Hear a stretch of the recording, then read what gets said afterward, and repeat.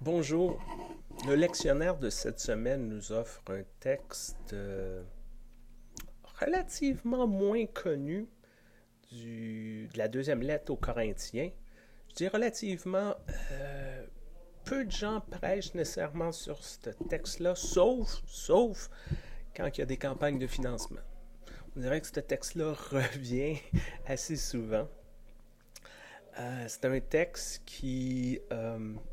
juste pour mettre un peu en contexte, on apprend dans les actes des apôtres que les premiers chrétiens vendent tout, mettent tout leur argent ensemble, puis espèce de créer cette espèce de nouvelle communauté. Ça, c'est dans le deuxième chapitre. Et ce qu'on comprend à travers la lettre aux Corinthiens, c'est que ça n'a pas fonctionné vraiment. Puis je pense pas que on a besoin d'un diplôme au HEC pour vraiment comprendre ça. Euh, Ça fonctionne pas nécessairement très bien. Du point où Paul invite un peu à la manière d'une compagnie qui vend des franchises, puis qu'il faut qu'ils envoient une partie de leur profit à la compagnie mère. Paul a créé toutes ces communautés chrétiennes, puis ils disent, ben, essayez donc d'envoyer de l'argent à Jérusalem, à la communauté de Jérusalem, parce qu'ils sont dans le trouble. Et c'est un peu ça. Et fort probablement, ces communautés doivent dire, bon, ils ont besoin de combien? Et je pense que ça adresse, c'est pas dans le texte, mais on lit ça un petit peu à travers les lignes, et ça adresse un peu un réflexe qu'on a. Bon, ils ont besoin de combien? Quand on se fait solliciter au téléphone, par courriel, par la poste, l'UNICEF, des bonnes causes, là. L'UNICEF, la Fondation du Cœur, le cancer, nos églises, tout ça. Bah, encore eux autres, ils ont besoin de combien? Si je signe un chèque de 50 ou de 100 pièces, ils vont-tu me laisser tranquille? Vont-tu me sacrer à paix? Des fois, c'est de même qu'on réagit. Puis, il y a aussi une question de justement de ce don-là. Si, par exemple, PKP fait un chèque de 200 000 à l'UNICEF pour vaccination des enfants à travers le monde, ça va recevoir beaucoup d'attention médiatique. Puis, c'est vrai que c'est un don significatif, puis l'UNICEF a vraiment besoin de cet argent-là. Qu'est-ce qu'il y en est de la personne qui travaille au salaire minimum, qui gratte ses fonds de tiroir, puis qui trouve 20 pièces envoyés à la fin de l'année? Ça, on va-tu en parler aussi? Dans le passage de Corinthiens, deuxième lettre aux Corinthiens, on parle, Paul, le texte, le verset 13 parle d'une somme égale. Attendez, là, je vais vous le retrouver, je vais vous la lire, là.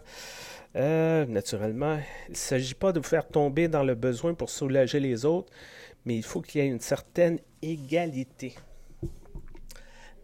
Sans vouloir faire trop d'analyse de grec biblique, là, égalité n'est peut-être pas la meilleure terme. Peut-être que c'est plus proche d'une certaine équité ou juste part.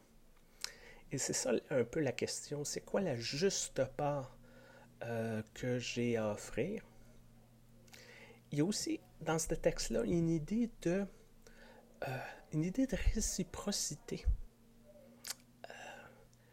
Souvent, on fait la charité dans le sens de dire, justement, on fait la charité. On signe un chèque, on veut pas se faire achaler, on veut surtout pas se faire abonner au bulletin pour avoir des résultats. On veut rien savoir. On veut la paix. Mais ici, aussi, on fait notre juste part. Pourquoi? Pour entrer dans une espèce de relation, justement. D'avoir une relation, c'est pas juste de pitcher de l'argent, de se sentir bon, de bomber le torse. Il y a une question à quelque part d'être en relation avec ces gens-là. Pas nécessairement qu'ils vont devenir nos meilleurs amis, là. Peut-être pas. Mais d'avoir cette idée-là qu'on a un lien, qu'on est relié d'une façon ou d'une autre. De ce qui se passe au Mali, par exemple, où des enfants meurent de faim. c'est relié à moi. C'est des êtres humains, eux autres aussi. C'est relié à ma réalité ici. C'est pas vrai qu'il y a une que c'est déconnecté de ce qui se passe dans une partie du monde et ce qui se passe chez nous. Ça marche pas de même nécessairement. On parle beaucoup de la réduction des gaz à effet de serre, CO2 puis tout ça. Encore une fois, bon, au Canada, on peut réduire nos gaz à effet de serre puis dire, bon, OK, on a fait un gros bout, les autres qui fassent le gros bout. C'est quoi notre juste part? Et pourquoi qu'on le fait?